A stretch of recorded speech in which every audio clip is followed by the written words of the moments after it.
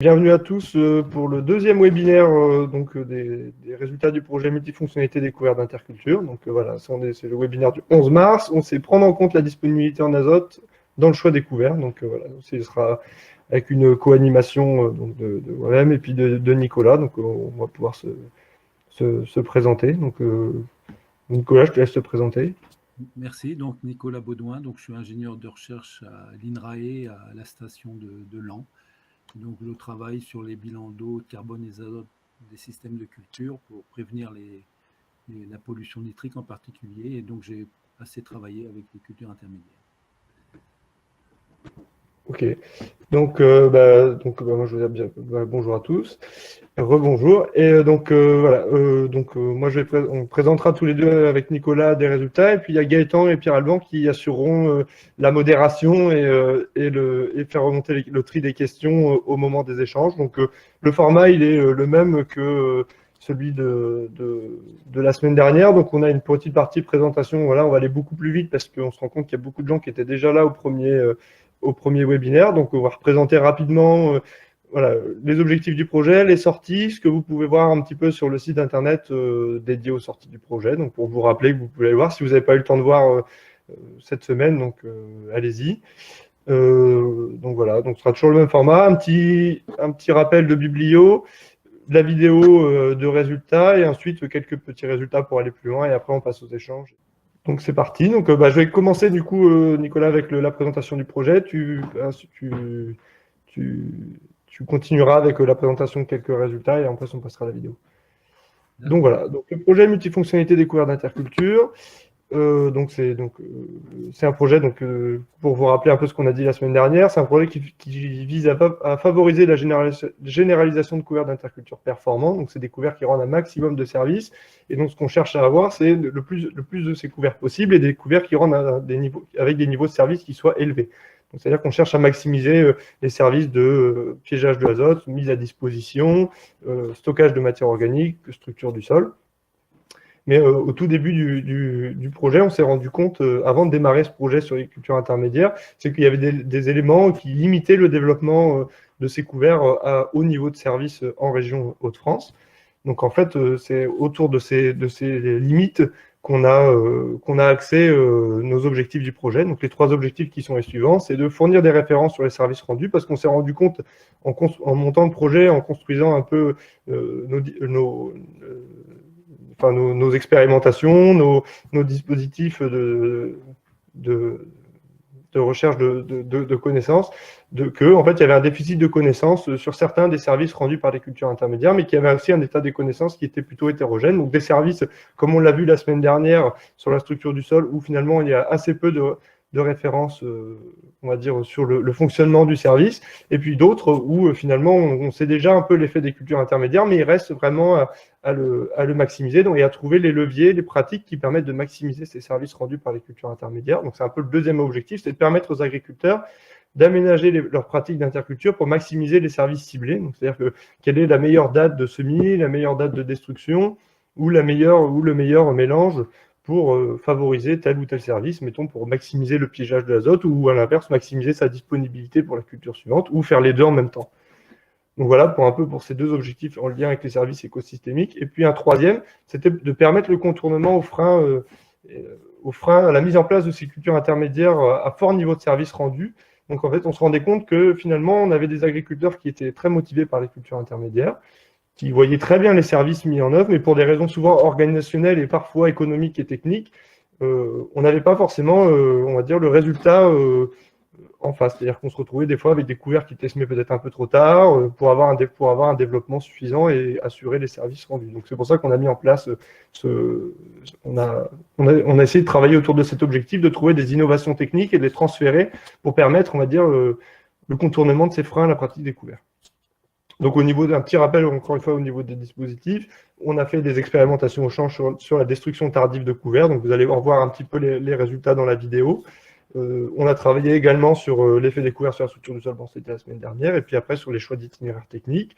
On a travaillé aussi avec des expérimentations virtuelles en utilisant le modèle STIC. Donc là, c'est pareil, vous verrez quelques résultats dans la présentation et dans et dans la vidéo également. Et puis on va travailler aussi par Biblio, et puis la track aux pratiques innovantes, ça vous verrez ça plutôt dans les webinaires d'avril sur le SMI à la volée donc précédent.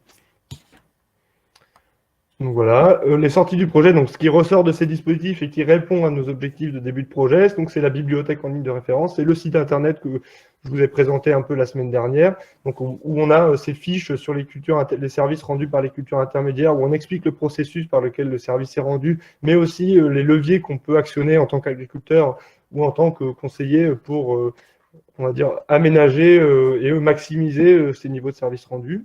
On a des fiches sur les pratiques innovantes, donc c'est ces pratiques qui permettent on va dire, de lever des freins à la pratique des cultures intermédiaires, donc on va dire pour déplafonner un petit peu la productivité de nos couverts.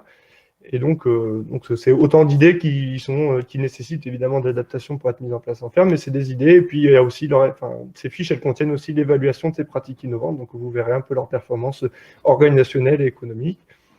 Vous avez aussi des dossiers techniques si vous voulez aller plus loin sur les expérimentations qui ont été faites dans le cadre du projet pour aller comprendre un peu les protocoles et voir les résultats plus en détail. Donc les vidéos, donc c'est les vidéos qu'on va vous présenter dans chacun des webinaires. Des outils, on va en découvrir un aujourd'hui sur l'azote disponible en interculture. Donc on fera une petite démonstration au cours du webinaire. Et aussi, donc, on va travailler, on a aussi travaillé sur des supports d'animation et des supports de communication sur les cultures intermédiaires, donc pour accroître, on va dire, ce transfert des références qu'on a acquises dans le cadre du projet. Donc voilà. Voilà pour ce qui est, on va dire, des présentations des sorties. Bah, je vous rappelle que c'est donc sur le site cultivonslecouvert.agro-transfert-rt.org où vous pouvez retrouver tout ça. C'est libre, donc vous pouvez aller les consulter à volonté, et puis surtout, n'hésitez pas. Donc voilà. Et ensuite, donc, on passe au contenu, vraiment au résultat sur la prise en compte de la disponibilité en azote dans le choix des couverts. Donc, Nicolas, tu vas nous présenter un petit peu quelques résultats. Ensuite, on passera à la vidéo et enfin, pour aller plus loin, quelques autres résultats. Voilà. Surtout, n'hésitez pas si vous avez déjà des questions, vous pouvez les poser tout de suite. Donc, rebonjour. Donc, je vais vous partager quelques éléments de connaissance d'après la bibliographie, donc la publication de résultats expérimentaux qui sont disponibles. Bon, il faut savoir qu'il y a eu énormément de publications sur les cultures intermédiaires simples, alors que sur les couverts, ça reste quand même encore un domaine en cours d'exploration. Et donc, les publications portent autant sur l'agronomie, mais aussi sur l'écologie, c'est-à-dire les relations entre espèces qui peuvent être assez complexes. Donc, par exemple, voici un résultat plutôt de type écologique sur la relation entre la diversité en termes d'espèces d'un couvert et la richesse du milieu, donc ici l'azote. Donc, ce qu'on voit, c'est qu'on a ce qu'on appelle une courbe de Gauss ou une courbe en cloche, et donc on atteint un maximum de diversité spécifique quand la richesse du milieu est moyenne, alors que sur les extrêmes, à gauche, c'est-à-dire pauvre en azote, on a finalement moins d'espèces, et donc ici plutôt favorable aux légumineuses puisqu'elles vont synthétiser elles-mêmes leur azote par fixation symbiotique. Et à l'autre extrême, bon, des espèces vraiment nitrophiles comme l'ortie ou certaines crucifères, donc qui vont dominer toutes les autres. Voilà, donc ici c'est dans le cas d'un milieu riche et enfin plus ou moins riche et homogène. Après, quand on a une hétérogénéité locale, ben, finalement les extrêmes sont plus riches parce qu'il y a des espèces qui vont profiter de cette hétérogénéité. Voilà, c'est un peu ce qu'on appelle l'effet lisière en écologie qui combine différentes espèces. Voilà. Donc ensuite, voici des résultats là qui viennent du projet lui-même. Donc ce sont les résultats de la plateforme de Saint-Pierre-Aigle que vous auriez dû visiter s'il n'y avait pas eu le Covid. Donc cet essai a croisé finalement deux facteurs. Le facteur type de couvert, donc on avait soit de la moutarde, soit une association Facelli-Vess, et aussi deux niveaux d'azote. Le niveau d'azote entre 0 et un apport de 50. L'apport de 50, ce n'est pas du tout pour conseiller de mettre de l'apport sur les couverts, mais c'était pour voir l'impact d'une différence de niveau d'azote sur le comportement du couvert. Et ce qu'on voit, c'est que finalement, à gauche, on a la comparaison à 0 ou 50 unités d'azote avec de la moutarde. Donc là, il y a un très fort contraste.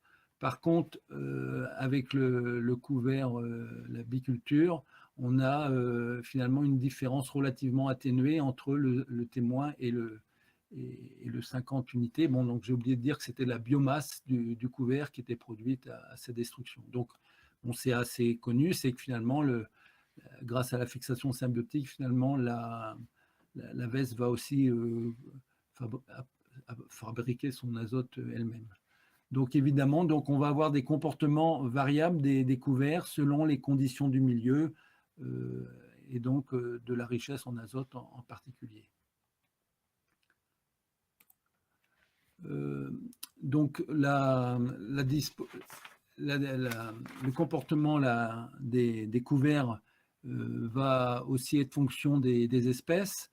Donc là, vous avez selon une hiérarchie entre les vitesses d'acquisition de l'azote par hectare et par degré jour d'espèces qui peuvent être implantées en automne.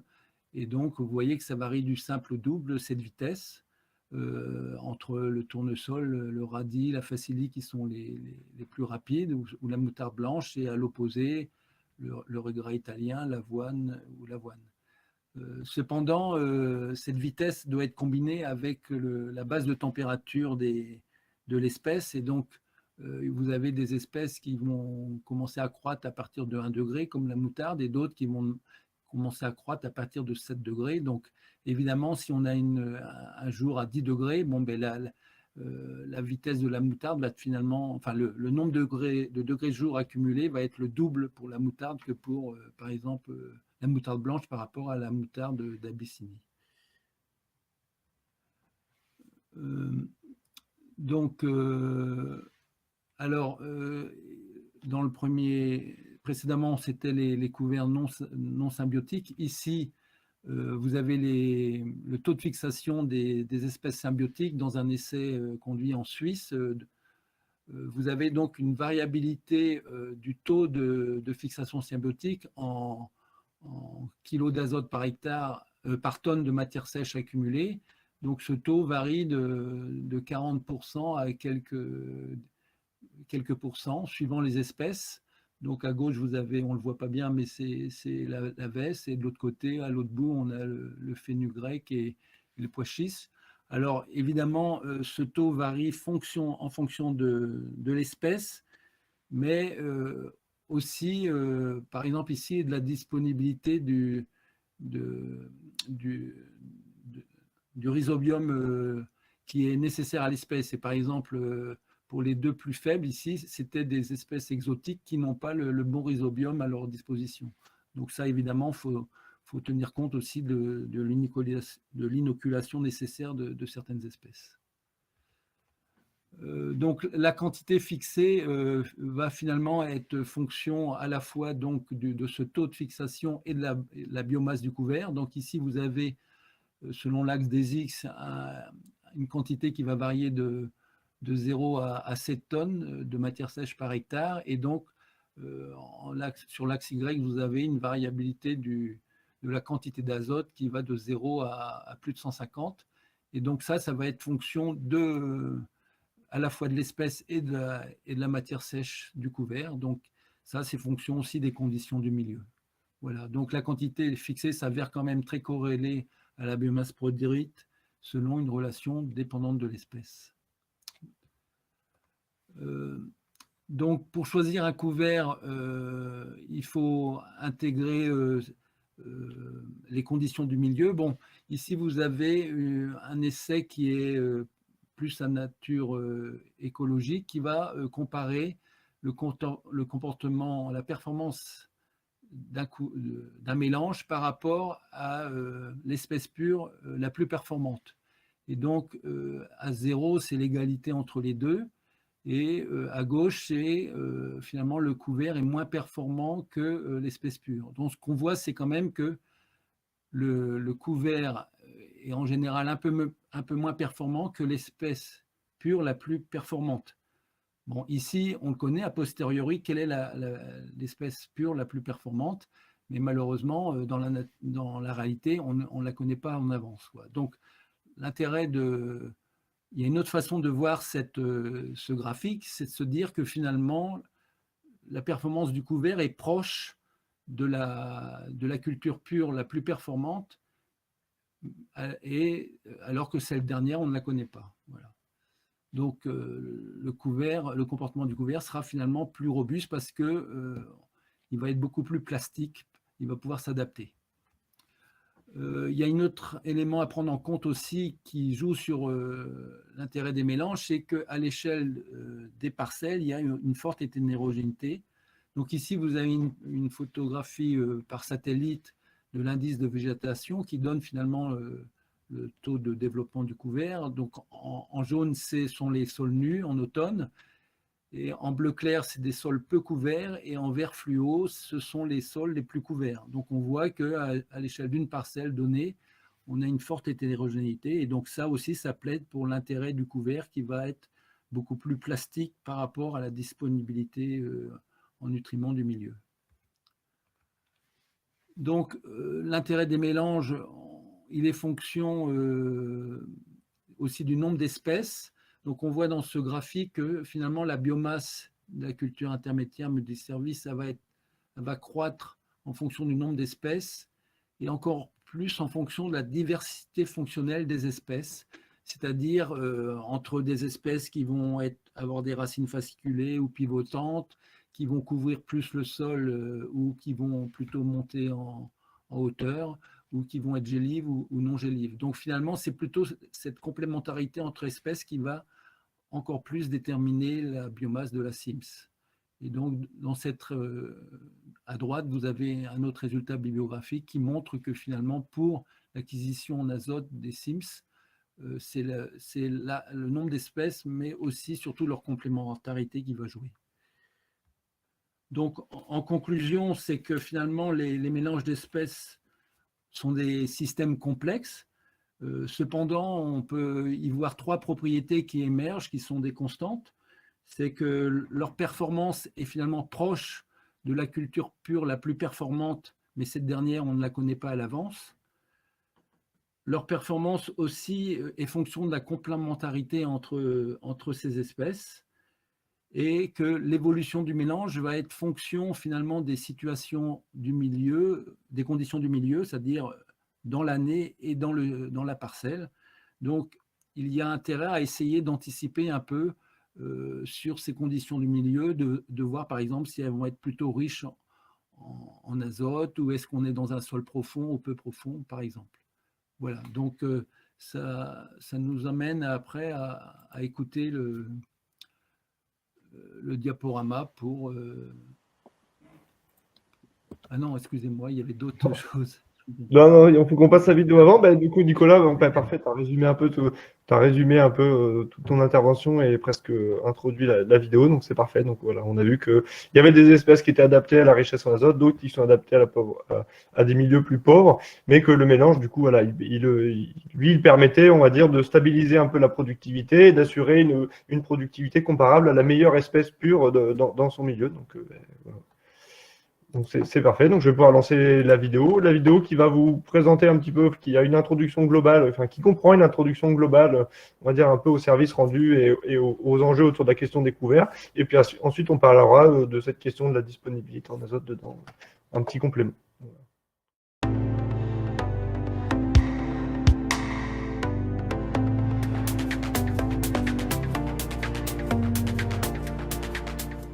Nous allons traiter du contexte de la disponibilité en azote en fonction de la parcelle pour les cultures intermédiaires multiservices. Alors, quelles sont ces cultures intermédiaires multiservices? C'est ce que les agriculteurs appellent habituellement les couverts.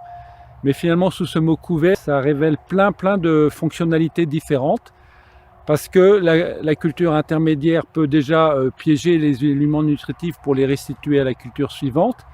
Elle peut aussi, comme son nom l'indique, couvrir le sol pour le protéger contre l'érosion. Elle est aussi un réservoir de biodiversité pour favoriser les insectes, par exemple. Elle favorise aussi l'activité biologique du sol. Elle favorise aussi la restructuration du sol, comme certains collègues l'ont montré tout à l'heure. Et donc, tous ces services vont être assurés plus ou moins dans la culture intermédiaire en fonction des choix qu'aurait fait l'agriculteur. Alors là, ici, nous parlons surtout de la gestion de l'azote. La gestion de l'azote pour l'agriculteur, c'est vraiment un challenge parce que l'azote, ça sert à nourrir évidemment les végétaux et ensuite ça servira aussi à nourrir les humains ou les animaux. Mais cet azote aussi, donc, qui a un cycle très compliqué, est aussi objet de perte puisque l'agriculteur travaille en milieu ouvert. Donc l'azote qui est apporté ou qui est dans le sol peut être malheureusement perdu vers l'atmosphère ou la nappe. Et donc les choix de l'agriculteur pour gérer cet azote sont déjà de gérer les doses et la nature des apports. C'est aussi gérer la succession de cultures pour optimiser le recyclage de l'azote d'une culture vers la suivante. Mais ces cultures ne se suivent pas toujours d'une façon très très rapprochée. Et donc on arrive à cette notion d'interculture. Donc vous avez des intercultures courtes, par exemple entre un blé et une orge d'automne. Donc là, ça laisse 2 mois, mais vous avez aussi des intercultures très longues entre, par exemple, un blé et une betterave ou un maïs, donc 6 mois plus tard.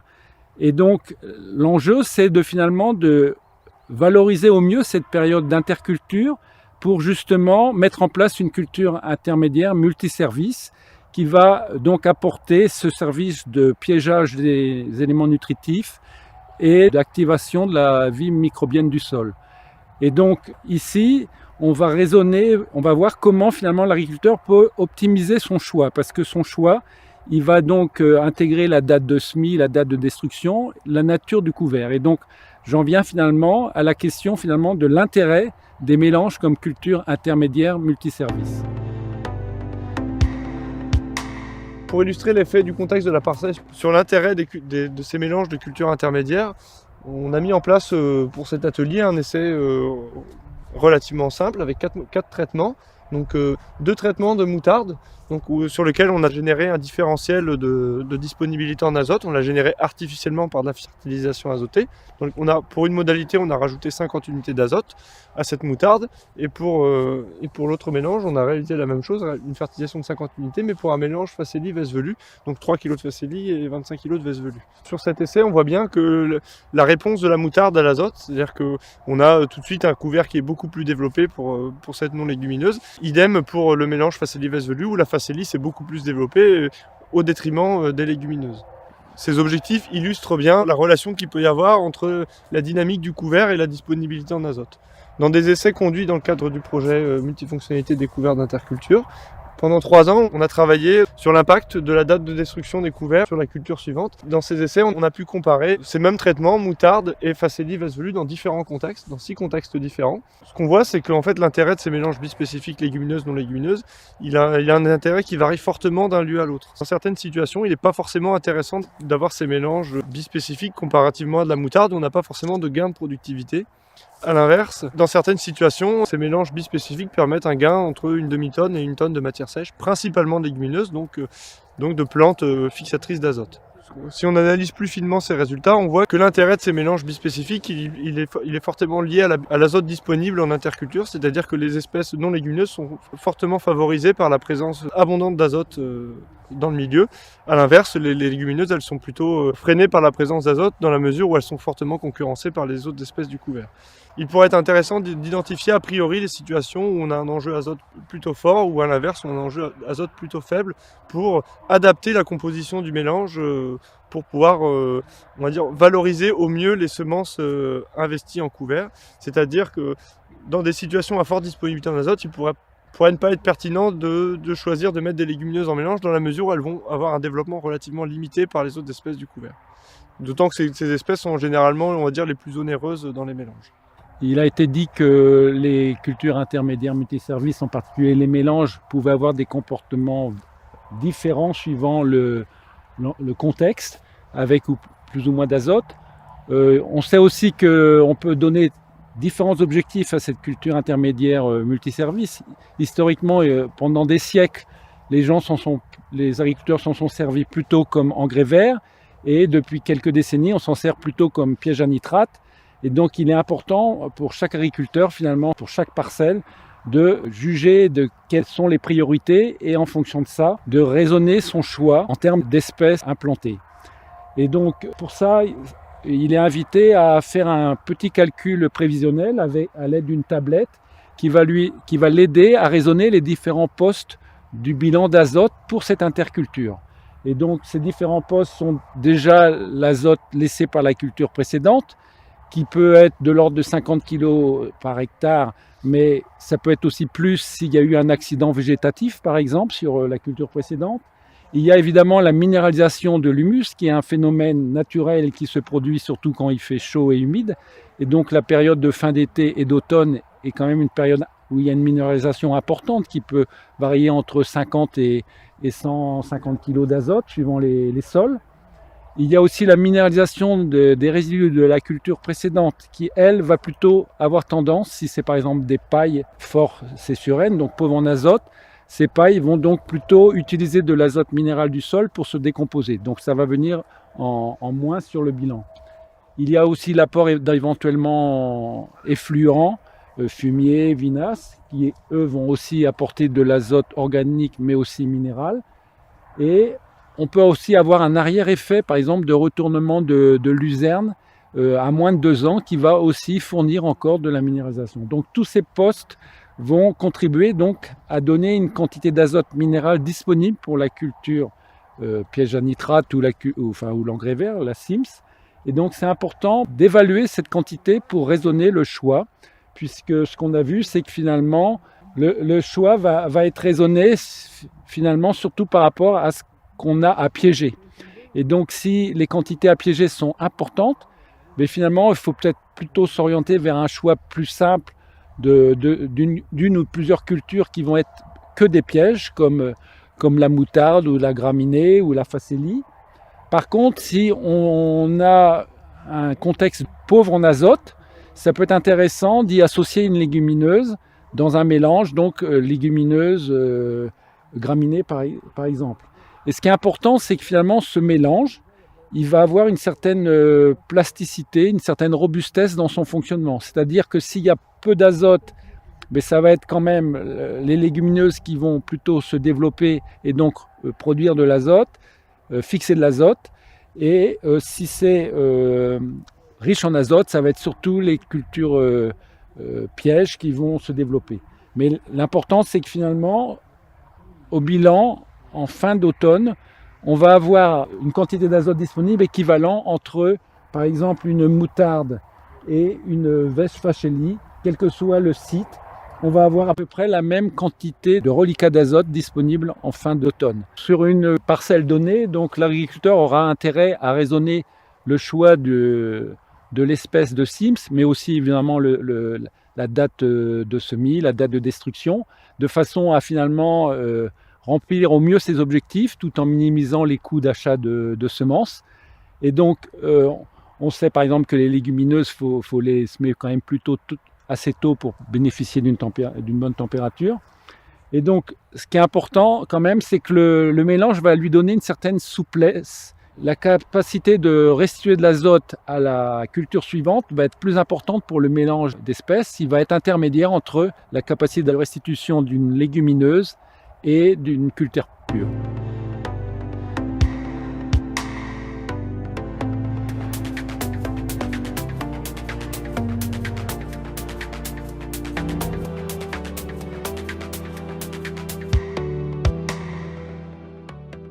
Donc, on est revenu sur la présentation. Donc voilà, vous avez pu un peu voir une partie de nos résultats sur la relation, on va dire, à disponibilité en azote et choix, on va dire, en matière de couvert d'interculture. Et donc là, je vais vous présenter un petit peu quelques résultats, on va dire, pour aller plus loin. Mais avant ça, on a un petit peu parlé, on va dire, d'une manière d'évaluer la disponibilité en azote en interculture a priori, donc au moment de choisir son couvert, au moment de l'implanter, on est en mesure d'évaluer, on va dire, la disponibilité en azote de la parcelle pour raisonner un peu son choix de mélange. Donc ça permettra, je vais vous présenter un petit peu cet outil qui permet de refaire un peu ce calcul. Et en fait, ça va vous permettre d'identifier des situations de faible ou de forte disponibilité, on va dire, structurelle en azote, c'est-à-dire que des situations, on va dire, dans des sols à faible ou à fort potentiel de minéralisation en azote, des parcelles où vous prévoyez des apports de produits organiques, mais sans réellement, on va dire connaître l'effet qu'il peut y avoir sur le couvert. Et du coup, ça va permettre on va dire, de choisir ou au moins d'arbitrer dans les proportions du mélange entre des parcelles où on a un enjeu à capter énormément d'azote parce qu'il y a de l'azote disponible en interculture à ce moment-là et on n'a pas besoin des légumineuses pour faire beaucoup de biomasse en mettant un couvert, on va dire 100% non légumineuse, mais toujours en ayant un mélange, on va dire, de plusieurs espèces, ben, finalement, on va arriver à produire quand même beaucoup de biomasse. Et à l'inverse, on va pouvoir estimer les situations où finalement, on va avoir besoin de nos légumineuses parce que ben, le couvert, il ne va pas se développer autrement. On va dire, on a un potentiel de production du couvert qui va être limité par l'azote. Et aussi, ça va vous permettre de voir un peu, il y a à la fois une échelle, on va dire, plus structurelle, donc savoir si dans vos parcelles, vous avez un enjeu azote tous les ans, ou sur telle ou telle interculture, il y a un enjeu azote, entre azote faible ou azote faible ou fort, on va dire tous les ans, et d'autres, on va dire, avec des choses plus conjoncturelles, c'est-à-dire avec lié notamment à un accident, l'impact que peut avoir un accident de culture, par exemple, vous ne faites pas le rendement en blé qui était prévu, ou vous avez... où finalement vous avez un outil qui vous a conseillé de mettre un peu plus d'azote que ce qui était prévu au prévisionnel, mais finalement vous n'avez pas retrouvé, vous avez pas retrouvé, enfin, en termes d'exportation, enfin le compte n'y est pas forcément, et bien finalement vous allez pouvoir estimer l'azote, cette disponibilité supplémentaire en azote, et finalement pouvoir adapter la composition du couvert. Donc je vais vous présenter un petit peu cet outil. Voilà, partage d'écran. Voilà. Donc voilà, donc là vous êtes sur l'interface où finalement, enfin, la page d'accueil des différents outils du projet.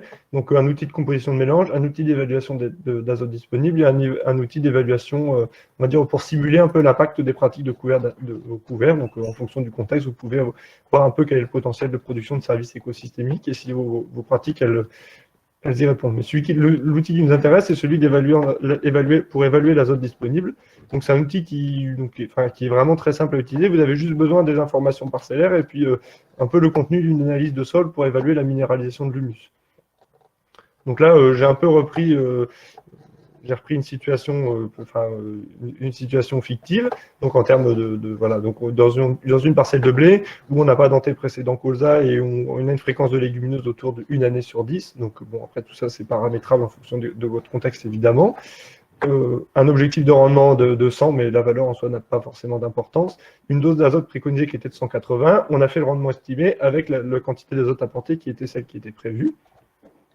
Le contexte de la parcelle, donc là on peut modifier, on va dire, je vais vous mettre une parcelle à 13% d'argile pour reprendre une situation où on a une analyse de terre. Dans une situation d'essai, donc vous renseignez la teneur en argile, la teneur en azote organique, la profondeur d'humification, la densité apparente du sol, la charge en cailloux, le pH de la parcelle, donc celui-là était plus faible pour l'essai,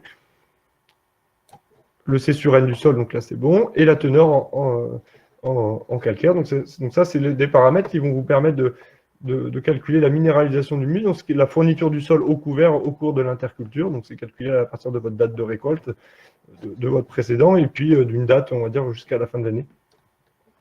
Ensuite, vous renseignez un peu ce que sont devenus les résidus de culture. Est-ce qu'elles sont exportées, oui ou non? Est-ce qu'il y a eu un retournement de luzerne dans les années précédentes qui correspond, on va dire, qui correspond à une mise à disposition, qui va restituer de l'azote au cours des 2 années qui suivent sa destruction. On renseigne aussi les amendements organiques, et là, du coup, on renseigne le type de produit organique et la quantité. Donc là, on a une situation où on n'en a pas. Et du coup, l'outil va vous permettre de calculer l'azote qui est disponible pour le couvert pour se développer. Donc, c'est-à-dire que vous avez là, dans ce cas-là, 65 unités qui sont disponibles du fait de la minéralisation de l'humus. Donc, c'est le sol qui va fournir 65 unités au couvert tout au long de l'interculture. On a aussi un champ sur la minéralisation. Là, du coup, vous voyez les résidus de culture. Donc, le fait de restituer notre paille de blé, donc notre blé avant donc les quantités de paille restituées sont calculées à partir du rendement réalisé. Donc, vous avez comment dire, le fait de restituer les pailles va vous provoquer une diminution de l'azote disponible pour le couvert d'autour de 23 unités. Si on peut s'amuser un petit peu à modifier, ça met à jour automatiquement. Donc si on exporte les pailles, on n'a plus que moins 14. Donc moins 14, ça correspond à la minéralisation, enfin à la dégradation des chaumes et des menus pailles qui sont elles, pas exportées. Et donc, l'outil fait la somme de tout ça et vous donne une quantité d'azote disponible pour le couvert. Et on peut arriver un peu à la traduire en un potentiel de production de matière sèche. Donc là, on est autour de 1 tonne 71 si on met pas de légumineuses. Donc si on met un couvert que de non-légumineuses, on a un potentiel de production de 1 tonne 71 estimé, on va dire, sur cette parcelle. Et à l'inverse, si on se retrouve dans des situations où finalement on n'a pas fait le rendement qui était prévu, et bien finalement on se retrouve avec des postes de surfertilisation et donc là qui vont automatiquement on va dire, augmenter l'azote disponible et puis la productivité du couvert entre guillemets potentiel. Donc c'est un calcul qui va vous permettre, on va dire, de savoir un petit peu quel est le potentiel de production d'une parcelle une année donnée ou le cas général sur telle ou telle interculture et puis de se dire, bah là, dans cette parcelle-là, si je veux faire j'ai pas forcément, dans ce cas-là, par exemple, j'ai pas besoin de mettre des légumineuses pour faire autour de 3 tonnes de matière sèche si c'est mon objectif. Par contre, la situation précédente où j'avais fait le rendement espéré, bah, finalement, si je veux augmenter la productivité de mon couvert en lien des services de par exemple, amélioration de la structure du sol ou stockage de carbone dans le sol, mais finalement, il va falloir que j'ai recours à des légumineuses pour un peu déplafonner mes rendements. C'est un peu à ça que sert l'outil. On va revenir sur le PowerPoint. Je vois qu'il y a une question qui est arrivée.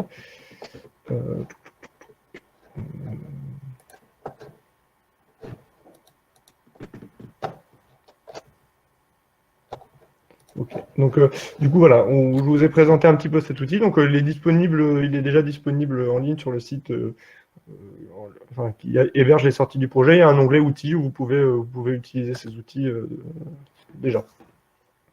Donc, il me reste 2-3 diapos pour la partie pour aller plus loin, et puis après, on passe aux questions. Donc, voilà. Donc, pour aller plus loin, on va dire sur les choses qui influencent les dynamiques des espèces en mélange. Donc, on a parlé de la disponibilité en azote, mais il y a aussi le facteur date de semis qui est aussi important. Selon les dates de semis et surtout le nombre de degrés jour qu'on peut avoir, on va dire, Nicolas a déjà parlé un petit peu des températures de base selon les espèces qui varient aussi, mais on a aussi un potentiel de productivité qui, pour chacune des espèces, est aussi défini par on va dire, un taux de croissance par degré jour. Et on voit que finalement, si vous voyez un petit peu sur ce graphique-là, donc d'une publication de l'année dernière, où finalement ils ont semé dans plusieurs fermes le même mélange dans plusieurs fermes et dans des situations avec différentes richesses en azote, mais on voit que finalement, on n'a pas du tout le même couvert d'une ferme à l'autre selon les dates de semis qui ont été réalisées et aussi la richesse en azote du milieu. Donc on voit que dans les situations où on a le plus de degrés jour, finalement, notre pois fourragé, le trèfle violet et le trèfle incarnat sont beaucoup plus présents que dans les situations finalement où on a semé peut-être un peu plus tardivement, où on a beaucoup plus de colza dans le mélange que des espèces de légumineuses. Même avec la même disponibilité en azote. Ensuite, donc toujours pour aller sur l'effet de la date de semis sur les performances du couvert. Donc là, c'est un graphe donc, qui est issu des données simulées via le modèle Stix dans le cadre du projet. Donc on voit clairement que finalement on a une baisse de la performance du couvert au fur et à mesure qu'on décale la date de semis, ça on le savait déjà, mais finalement cette différence elle est très dépendante d'une espèce à l'autre, c'est-à-dire qu'il y a des espèces qui répondent, finalement si on regarde un petit peu la moutarde, on peut se permettre de décaler un petit peu la date de semis pendant quelques semaines et on ne va pas trop impacter la performance du couvert. Pareil pour d'autres espèces, on va dire globalement des crucifères ou même la facélie. Et pour d'autres espèces, à l'inverse, même pour les mélanges comme là à l'avoine vesse, ben finalement, retarder la date de semis, on va fortement impacter les performances du couvert. Donc voilà, donc ça c'est, on va dire, lié à l'accroissement. Donc Nicolas en a déjà un petit peu parlé tout à l'heure. C'est lié aussi aux températures de base des espèces pour croître. Il y en a certaines qui vont relativement bien valoriser les degrés jours qu'il y a sur octobre-novembre. Donc là, on a typiquement un peu les champions des dates de semis tardives, la moutarde blanche et l'avoine de printemps qui fonctionnent assez bien pour des dates de destruction tardive également. Donc finalement, il y a à la fois la richesse en azote et aussi la date de semis à laquelle on peut réaliser qui vont pouvoir nous renseigner sur les espèces à mettre en mélange. Voilà, donc il y a un peu cette double lecture. Et du coup, qu'on va enrichir avec nos essais sur, on vous en a un petit peu parlé dans la vidéo, les essais sur les dates de destruction de couverts. Finalement, il y a une autre donnée qu'on peut aussi ajouter, c'est le temps, mais le temps, on va dire temporel, c'est-à-dire qu'en retardant la date de destruction, finalement, ces espèces de légumineuses, finalement, même si sur des dates d'implantation qui sont peut-être tardives, où on va peut-être pas les voir pour une date de destruction, qui est précoce, finalement, si on retarde notre date de destruction, ça change pas mal de choses sur la dynamique et la proportion de chacune des espèces. Vous voyez un petit peu sur les résultats. Je suis désolé, on voit pas bien, c'est l'implantation dans Livestorm qui floute un peu ce graphe, mais finalement, on voit, là, vous voyez sur le graphe du haut, les comparaisons entre deux lieux différents de mélange. Donc, chacun des graphes, finalement, c'est un mélange différents. On voit globalement la productivité pour les couverts comprenant des légumineuses, elle continue de croître tout au long de l'hiver, mais que c'est principalement lié à ces légumineuses, on va dire un type hiver, donc tolérantes au froid, qui continuent de pousser tout au long de l'hiver et qui ne sont pas gélives. Finalement, elles sont peu présentes pour les dates de destruction précoce, mais quand on retourne les voir au printemps, finalement, elles occupent la plupart du mélange. On le voit sur le mélange tout en haut, qui est un mélange de divers légumineuses plus de l'avoine rude. Finalement, en bleu ciel, là, vous avez la biomasse du trèfle incarnat qui augmente tout au long de l'hiver. Donc, si on fait une pesée de couverts finalement adorants sur le lieu de gauche au tout début de l'hiver, finalement, on se rend compte qu'il n'y a pas tant que ça de trèfle incarnat. Bon, il n'y a pas tant que ça de couverts de manière générale. Mais au final, si on attend, on laisse courir l'hiver, finalement, la biomasse de trèfle incarnat, elle peut gagner 1 à 2 tonnes assez facilement. Pareil pour la Facélie Vézelue, j'aurais dû présenter ce résultat-là parce que c'est un peu plus flagrant. Au tout début de l'hiver, on a quasiment que de la Facélie dans le mélange, et finalement, quand on revient à la fin, la proportion de Facélie a plutôt diminué, et parce que la Vézelue a continué de pousser tout au long de l'hiver. Donc voilà un peu pour ces. Donc du coup, on a pour enrichir un peu cette réflexion sur la partie, on va dire, impact de l'azote sur le couvert, on vous a montré un peu d'autres choses, donc les dates de semis et puis les dates de destruction qui peuvent avoir un impact sur la dynamique du couvert. Donc voilà, donc place on va dire, aux échanges. Donc je laisse un peu Gaëtan et Pierre-Alban faire la modération, donc vous pouvez activer au micro. Donc, Gaëtan, c'est déjà fait. Ouais. Si tu peux nous... Je n'ai pas regardé l'onglet questions. Hein, donc, ouais, première question là, qui a été déposée au départ par Richard Rousseux, je vous la publie. Y a-t-il un intérêt c'est sur les mélanges d'espèces, l'intérêt de démultiplier le nombre d'espèces dans le couvert?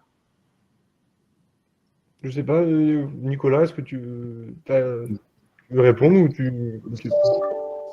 Mais, disons que dans ce que j'ai lu au niveau des résultats expérimentaux, c'est d'abord la complémentarité des espèces qui doit être favorisée plutôt que leur nombre. Donc, et ensuite, quelles espèces, ce qu'on a dit, c'est essayer aussi de discerner un peu quelles vont être les disponibilités en azote du milieu, parce que là, ça va vous orienter après sur des espèces fixatrices ou non fixatrices. Donc, c'est sûr qu'en augmentant le nombre, on augmente ses chances de bien tomber en termes de plasticité, mais c'est d'abord la complémentarité qu'il faudra favoriser. Oui. Du coup, moi, je voulais c'est bien résumé. Mais en fait, l'intérêt, c'est de choisir vraiment des espèces qui soient différentes, à la fois en termes on va dire, de besoins. Du coup, là, c'est la relation à l'azote, donc entre celles qui sont fixatrices et celles qui ne sont pas fixatrices. Et donc, c'est important de choisir des espèces qui soient relativement différentes. Mais ce qu'on voit, c'est qu'on n'a pas une augmentation de la productivité. Si vous voyez un peu le graphique là, de Finet et al. De 2016 là, que je vous ai remis, finalement, on ne va pas beaucoup augmenter la productivité au fur et à mesure qu'on va ajouter des espèces, mais on va plutôt avoir une production qui va être plus régulière en fonction des contextes pédoclimatiques selon les années et puis selon les parcelles également. Donc au final, parce que faut savoir que dans la majeure partie des situations, le couvert il est quand même relativement limité par l'azote disponible et l'eau disponible. Donc au final, même si on a une complémentarité, on arrive assez vite au bout de ça. Et finalement, ce qui est intéressant, c'est d'arriver à, enfin, on va pas forcément augmenter la productivité du couvert, mais on va assurer plutôt sa stabilité parce qu'on va avoir des espèces qui ont des besoins, notamment en termes d'humidité pour lever ou des besoins en eau qui vont être, et en azote qui vont être différents les uns des autres. Donc, quand il ne va pas y avoir beaucoup d'azote, ça va pas être des espèces que quand il y en a beaucoup.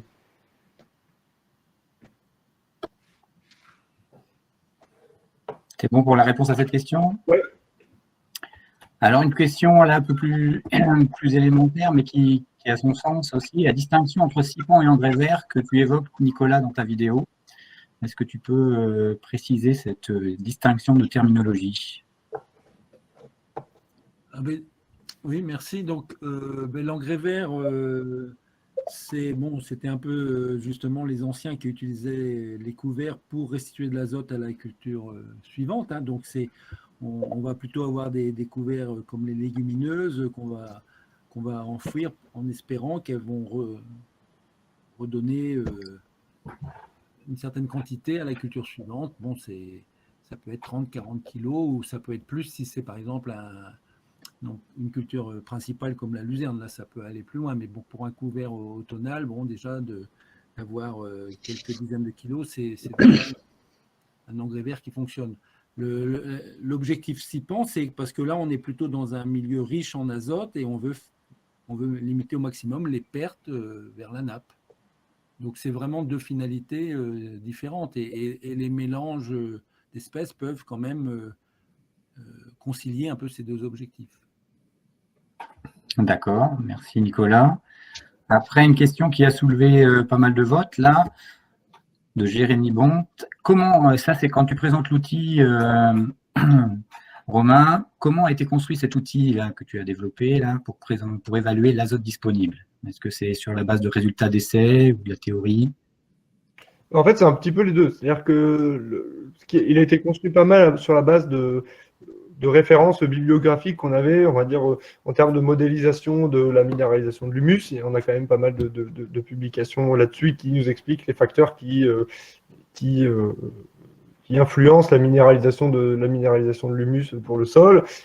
Pareil pour l'effet pour la surfertilisation, le lien entre surfertilisation et augmentation du reliquat post-récolte, c'est quelque chose qui a été déterminé, on va dire, en biblio. Pareil pour la minéralisation de la luzerne par l'arrière-effet luzerne. Il y a des choses qui ont été complémentées par la modélisation, c'est-à-dire que l'effet de restitution des pailles dans le contexte de Hauts-de-France, il est issu du travail qu'on a réalisé de simulation avec Styx. Donc on a ressorti ces données-là de quantité d'azote immobilisée lors de la dégradation de ces pailles, donc on l'a ressorti de ces simulations-là. Et puis tout ça, ça a été validé sur nos données d'expé, en fait. Donc j'ai regardé les reliquats sol nus entrée d'hiver, et j'ai recalculé ça, on va dire, et puis pour vérifier un petit peu le dire de l'outil. Ok, très bien. Alors là, une question qui a soulevé quand même beaucoup de votes aussi sur l'effet des pailles et la minéralisation. Est-ce que les couverts peuvent capter l'azote qui aurait servi à minéraliser les pailles? Autrement dit, est-ce que la minéralisation des pailles est une consommatrice prioritaire d'azote par rapport à la pousse du couvert? Alors là, déjà, il faut lire la question, la comprendre, la digérer. Ouais, je ne sais pas, Nicolas, tu as une... Et après avoir... Mais disons que c'est sûr qu'il y a une compétition. Bon, tout le monde a dû voir déjà... par exemple, quand il y a des repousses, bon, ben, là où il y a eu plus de paille, bon, ben, les repousses, elles sont moins vigoureuses. Hein, donc, il y a bien une compétition entre le prélèvement d'un couvert qui soit semé ou repousse et puis la décomposition. Après, disons que cette décomposition, elle va surtout se produire dans la couche superficielle, puisque, bon, suivant que ça a été travaillé ou pas, ça va surtout affecter les premiers centimètres du sol, là où il y a la présence de cette paille, alors que le couvert, il va lui vite avoir ses racines qui vont aller en profondeur. Donc, peu à peu, il y aura quand même une espèce de hiérarchie. Le couvert va aller chercher l'azote plus profondément, quoi. Mais c'est vrai qu'il y a une compétition et dire qui est prioritaire... moi, je pense que, je ne suis pas capable de répondre. Désolé. Je pense quand même que c'est la paille qui se sert parce que visuellement, on voit quand même des repousses qui sont très, très jaunes quand il y a des andins de paille, quoi. D'accord. Après, il faut savoir aussi, oui, quand même que le travail des micro-organismes, champignons ou bactéries pour décomposer la paille est aussi souple, flexible, c'est-à-dire qu'on peut avoir une décomposition avec un manque d'azote, donc les micro-organismes vont s'adapter aussi. Donc, ils vont être moins gourmands en azote pour décomposer la paille. D'accord.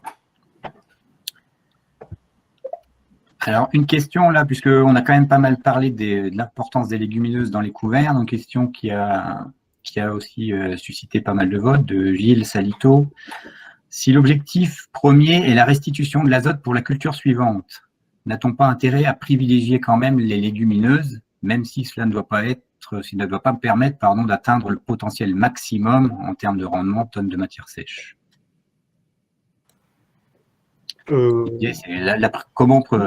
Jusqu'à quel point ne pas privilégier au moins les légumineuses dans l'optique d'avoir de l'azote pour la culture suivante? En fait, comment dire? Je pense que finalement, ça va dépendre aussi où est-ce qu'on se place en termes de richesse en azote, mais je pense que dans des cas où finalement la richesse est assez importante, je pense à des apports de produits organiques ou des choses comme ça, finalement dans la qualité du couvert qu'on va restituer, finalement, on va avoir quelque chose qui va se minéraliser quand même relativement vite. C'est-à-dire que, comme on va pas avoir on peut se retrouver dans des situations, par exemple, de moutarde qui pousse avec une quantité d'azote, on va dire, assez importante. On se retrouver avec des cessurènes qui soient quand même relativement faibles et qui soient compatibles avec une mise à disposition de l'azote pour la culture suivante. Donc, les deux sont possibles ensemble. Mais ensuite, ça va dépendre effectivement où est-ce qu'on se retrouve en termes de sévérité de quantité d'azote à prélever. Mais en même temps, finalement, la croissance de ces légumineuses, elle est toujours un petit peu risquée. Le risque, c'est que finalement, le couvert ne pousse pas et qu'on perde on fasse aucun des deux services correctement. Et puis, en plus de ça, si on veut faire les deux en même temps et en mettant notre non-légumineuse et notre légumineuse ensemble dans le couvert, et qu'il y a beaucoup d'azote disponible, finalement, elle ne va pas se développer. Hein. Je crois pas beaucoup au fait que si on la met en présence avec une culture vraiment cipant assez agressive et qui consomme beaucoup d'azote, la légumineuse, elle a de la place pour se développer. Ok. Et en lien avec cette thématique-là des légumineuses, il y a Vincent Thomis qui pose la question, hein, si on veut optimiser la biomasse du couvert, mais qu'il y a un apport organique riche en azote qui va booster ce couvert, y a-t-il intérêt à mettre les légumineuses dans le couvert? Du coup, vas-y Nicolas, tu allais répondre. Non, s'il y a déjà un milieu riche en azote, les légumineuses, comme vient de dire Romain, vont déjà peu se développer parce qu'elles vont être concurrencées par les autres espèces. Donc ça va coûter plus cher. Et en plus, si on est riche en azote, on a quand même l'obligation d'essayer de piéger au mieux cet azote pour éviter qu'il soit perdu, quoi. Ouais, et puis en fait, il y a un peu un risque selon les espèces aussi qu'on va choisir de mettre dans le mélange. C'est-à-dire que finalement, on va limiter la densité aussi, comme on fait un mélange et qu'on rajoute pas simplement les semences en plus, finalement, si ces légumineuses, elles poussent pas, on se retrouve avec un peuplement de couverts de légumineuses, de couverts de non-légumineuses à, entre guillemets, demi-dose, si on est sur un mélange 50-50 par exemple.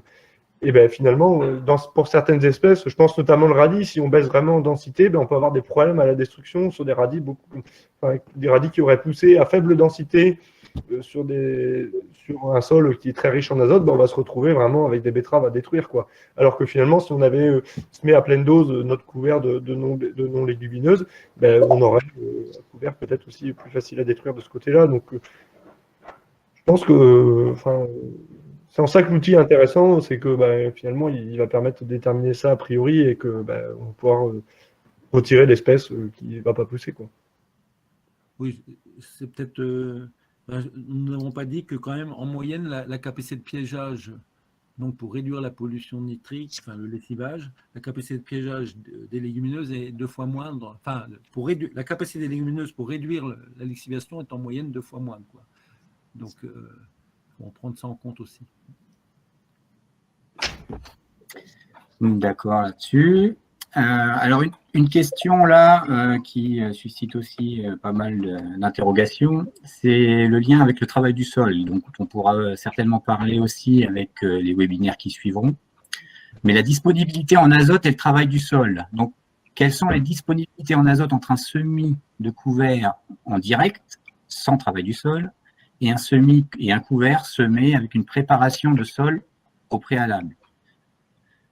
Est-ce qu'il y a des éléments déjà qu'on pourrait fournir comme réponse aujourd'hui, ou est-ce que ça sera complémenté surtout avec d'autres webinaires à suivre? Bon, on peut déjà apporter des éléments, je ne sais pas, Nicolas, si tu as des choses à... Bon, je vois un petit peu, c'est-à-dire que... Je te laisse répondre alors. En fait, du coup, ça c'est pas pris en compte dans l'outil. Mais moi, je pense que finalement, le fait de laisser, tu en as un peu parlé, Nicolas, le fait que les résidus soient en surface, finalement, sur leur vitesse de dégradation, ça peut éventuellement, le fait qu'ils ne soient pas bien mélangés, laissés en surface, et du coup avec un semis direct, et qu'ils ne soient pas bien mélangés à la terre, finalement, ça peut limiter un petit peu leur décomposition, parce que finalement le contact entre la terre et ses résidus est pas maximal, quoi. Alors que du coup le fait de mélanger nos pailles avec le sol, et finalement on risque peut-être de favoriser la décomposition des pailles, quoi. Donc l'effet d'organisation de l'azote par les pailles, je suis d'accord. Après, je pense que l'effet majeur, il est quand même indirect, c'est quand même le rôle de ce travail ou non du sol sur les capacités du couvert à bien lever. C'est ça qui va être quand même le plus important, et ça va être traité dans les autres webinaires.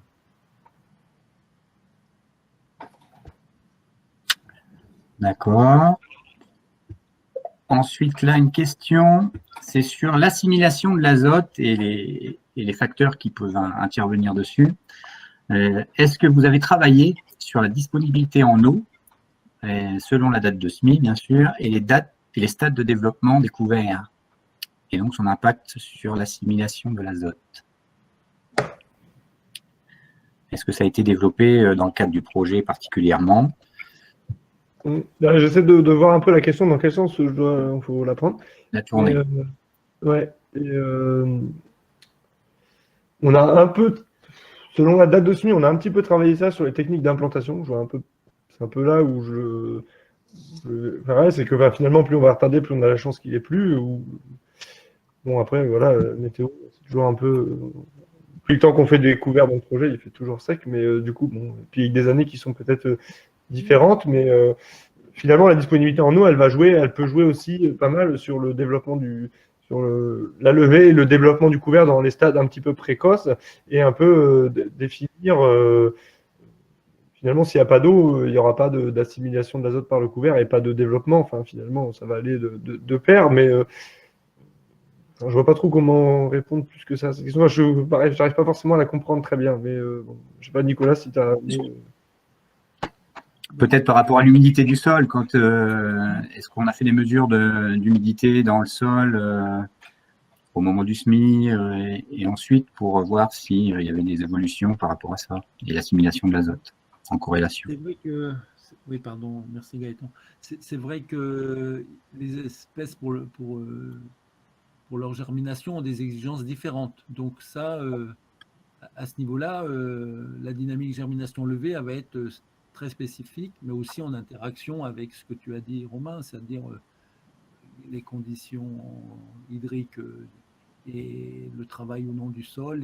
Est-ce que s'il y a un mulch de paille, ben, ça va aussi protéger quand même un peu contre l'évaporation. Donc tout ça, ça va interagir. Après, donc, pour la croissance du couvert, c'est évident, enfin, que comme pour les cultures principales, la croissance va être liée à la disponibilité en eau.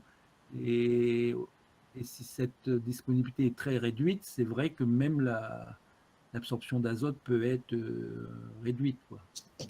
Il y a l'absorption et puis la mise à disposition, parce qu'on a vu que le poste principal, c'était quand même la minéralisation de l'humus. du coup, la mise à disposition d'azote par le sol, mais finalement, dans le cadre d'un sol sec, et qui est sec sur toute qui est très très sec, finalement, on a peu de minéralisation parce qu'on n'a pas de quoi. On a très peu de ce qu'on appelle des jours normalisés pour minéraliser l'humus, quoi. Oui, donc à la limite, l'offre en azote va être moindre et la capacité à l'attraper va être moindre aussi.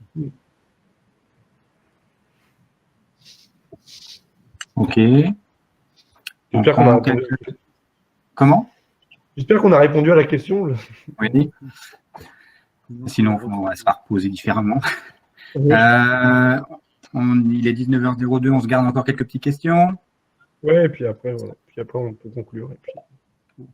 J'ai une question là, c'était sur les simulations Styx dont tu as parlé, Romain, et dans quel cadre elles ont été réalisées, dans quel contexte pédoclimatique, est-ce que c'était lié aux Hauts-de-France, sont-elles valables pour le reste de la France, etc. Contexte météo, enfin, c'est celui des données météo qu'on a pu avoir pour les Hauts-de-France, mais plutôt du coup au départ du projet, plutôt versant sud, c'est-à-dire qu'on avait les données plutôt d'une bordure maritime dans la Somme et des données de Mons. Et ensuite, en termes des données pédoclimatiques, elles ont été reprises par rapport à des typologies de sol, donc, mais en essayant d'utiliser des types de sol un peu contrastés. Donc on avait des choses avec on va dire, on caractérisait plutôt en limon profond, limon sableux, et puis après on avait des choses qui, en termes de réserve utile, correspondaient plutôt à de la granite sur craie, enfin des terres, ce qu'on appelle des terres blanches, quoi. Après, oui, il faudra elles devraient être. Elle mériterait d'être adaptée pour d'autres régions. Enfin, en termes de précipitation et tout ça, on est complètement différent. Enfin, on le voit déjà sur la région avec les 2 stations météo qui ont été utilisées, entre celle qui est en bordure maritime et celle qui est un peu plus, entre guillemets, dans les terres. On a déjà des différences. Donc, je pense qu'en termes de pédoclimat, si on n'est pas très loin de la Picardie, on peut l'utiliser. Mais sinon, je pense qu'on arrivera à des conclusions qui sont quand même relativement différentes. D'accord. Et alors, une question là pour terminer, j'ai deux questions qui sont posées sur le chat ou des remarques un petit peu qui ouvrent un petit peu large le débat. Thierry Guéoui demande si ces travaux que l'on mène là vont-ils enfin permettre de lever le frein de la directive nitrate qui interdit la production de légumineuses pures, hors système bio, dans les Hauts-de-France. Donc une question un petit peu politique. Est-ce qu'on a moyen de faire pression avec des références comme ça ensuite pour faire évoluer la directive nitrate? En fait, question un peu piège. Question très piège, merci Thierry. Et en fait, en fait, l'outil ne permet pas de dire quelle est la proportion de situations où il y a une forte disponibilité en azote et celle où il n'y a pas de disponibilité en azote. Il permet simplement de l'évaluer. Donc après, c'est à chacun c'est pas forcément à moi de savoir si la majeure partie des cas, il y a un enjeu azote ou il n'y a pas d'enjeu azote sur les intercultures. Mais finalement, ça permet vraiment on permet de discriminer un peu ces situations-là, faibles et fortes. Donc après, ce qui en est fait, c'est pas trop de mon ressort. Donc voilà. Moi, je produis des outils, pas forcément. D'accord. Et puis, j'ai une dernière question, remarque un peu d'Olivier Chumery, toujours sur le chat. Comment évolue l'angle de vue sur la gestion des couverts lorsque l'on introduit le paramètre économique des bonus carbone au niveau de l'exploitation? L'angle de vue de la gestion des couverts lorsque l'on introduit le paramètre économique des bonus carbone. Quel angle de vue sur la gestion des couverts? Est-ce que change? Est-ce que ça change un peu certaines affirmations qu'on peut avoir faites sur la base des expérimentations dont on a parlé? Comment le bonus carbone, en gros, vient interagir là, dans tout ça? C'est clair que les cultures intermédiaires à ce niveau-là sont gagnant-gagnant. C'est-à-dire qu'on peut piéger de l'azote et en même temps rapporter du carbone au sol. Et quand nous avions travaillé il y a déjà une dizaine d'années sur les essais de long terme là, qui sont disponibles en France, là, on a bien vu que les cultures intermédiaires pouvaient contribuer à faire stocker du carbone. Et à quantité de carbone introduit égale, c'est même un rendement en humus plus important pour les cultures intermédiaires que les pailles, par exemple. Parce que finalement, on introduit des systèmes racinaires relativement jeunes qui vont finalement s'humifier plus facilement. Donc, il y a vraiment un enjeu carbone associé aux SIMS. Hein. Donc, oui, après, la question de la quantification, puis de le traduire en valeur économique, ça, c'est tout un travail sur lequel je suis incompétent. Après, sur la partie, on va dire, plus économique, je n'ai pas regardé cette histoire de monétarisation du carbone, mais souvent, quand on en parle souvent, on va demander d'intervenir plusieurs fois sur la partie culture intermédiaire et stockage de carbone. Et, enfin, ce que tu dis, Nicolas, je te rejoins là-dessus, c'est que c'est très efficace pour stocker du carbone, mais c'est d'autant plus efficace que finalement, d'un point de vue économique, ça n'oblige pas à modifier l'assolement et la rotation des cultures pour stocker du carbone en plus sur un système qu'on a déjà, on va dire, entre guillemets, optimisé pour la rentabilité économique. C'est-à-dire que si on veut, c'est une manière de stocker du carbone sans se passer de certaines cultures qui sont rentables, mais qui exportent beaucoup. Enfin, je pense au système peut-être avec betterave ou pommes de terre, c'est-à-dire qu'on peut stocker on va arriver à restituer plus de carbone au sol sans finalement devoir faire des choix de culture pour restituer plus de carbone au sol. Il y a aussi à prendre en compte dans l'intérêt de ces couverts, c'est que voilà, on n'a pas modifié l'assolement pour stocker du carbone. D'accord. Après, il faut savoir raison garder, c'est-à-dire qu'il faut bien voir l'ensemble des objectifs. Et stocker du carbone, ça peut être bien, mais si on renfouit par exemple des grosses quantités de résidus, enfin renfouit ou restitue des grosses quantités de résidus assez tardivement, on risque de créer aussi une organisation importante pour la culture suivante. Donc, s'il faut ramener en plus un surplus de fertilisation, qui en plus peut aussi contribuer à des émissions de gaz à effet de serre, donc ça peut être aussi contradictoire. Donc, il y a bien un équilibre à trouver entre le stockage du carbone et la fourniture en azote pour la culture suivante. Oui, très bien. Très bien, très bien. Bah, écoutez, il y a encore des questions, mais je propose que les réponses soient apportées avec le compte-rendu, comme ça avait été fait la fois précédente. Hein. Romain, tu me confirmeras que ça marchera comme ça. Il n'y a plus ton micro, Romain.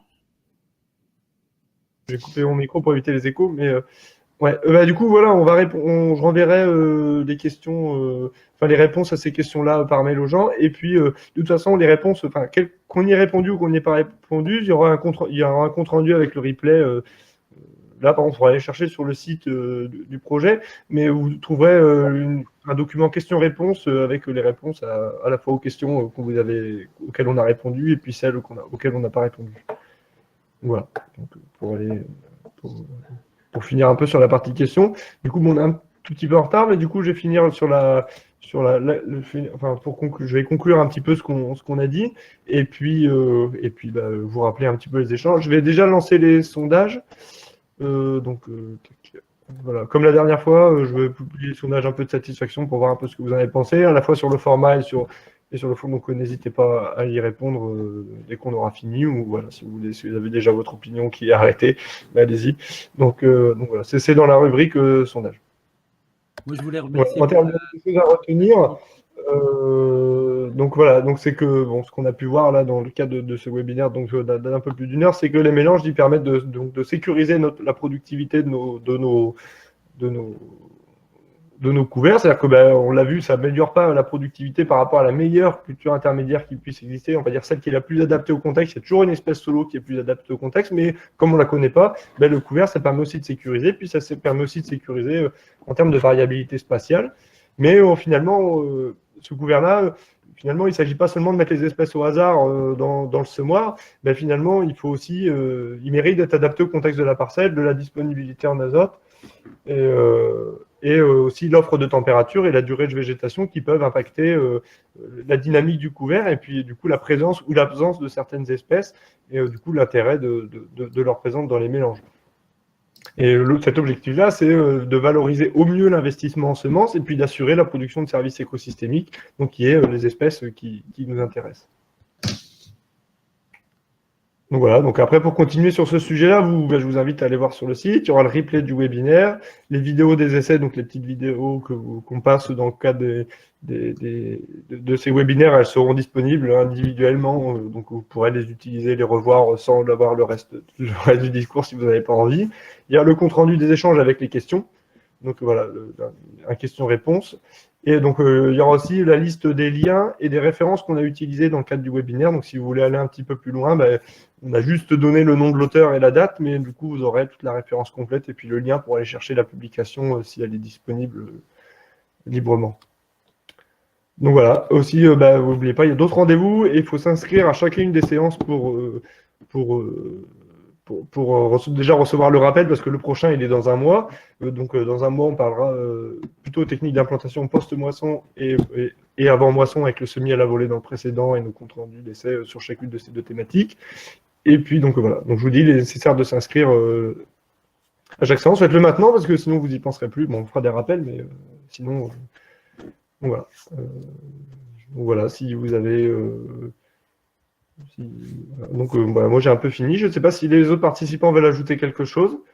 Sinon, on va pouvoir clore la séance. Moi, je voulais juste remercier pour l'attention et puis aussi la qualité des questions. Voilà. Merci. Oui, merci pour vos questions. Je ne l'ai pas fait. Merci beaucoup. Il y avait beaucoup d'intérêt à ce sujet-là et il est vaste. Ok, parfait. Pierre Alban, rien de... Non, ça va? Impeccable. Ok, du coup, je vous dis à bientôt pour ceux qui seront là au prochain webinaire. Et voilà, donc bonne soirée. Bonne soirée à tous.